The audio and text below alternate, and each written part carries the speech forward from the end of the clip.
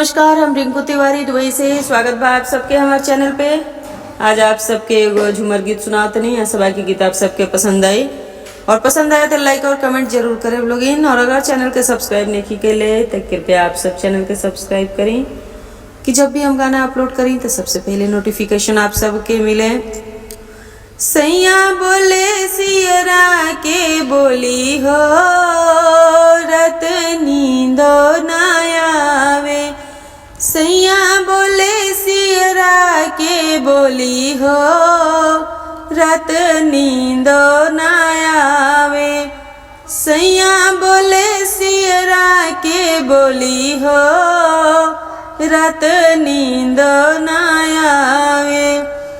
घरवा से दौड़ल आंगनवा में गईनी, घरवा से दौड़ल आंगनवा में गईनी। गोतनी बोलली झई आई हो, रत नींदो ना आवे। गोतनी बोलली झई आई हो, रत नींदो ना आवे।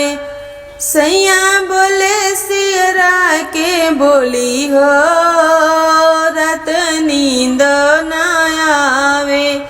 सैया बोले सियरा के बोली हो, रत नींदो ना आवे।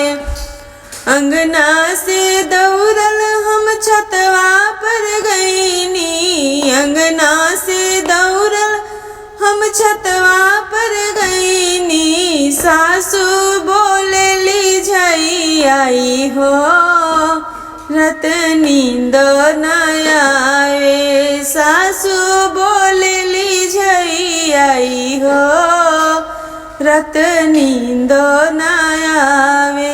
सैया बोले सियरा के बोली हो, रत नींदो ना आवे।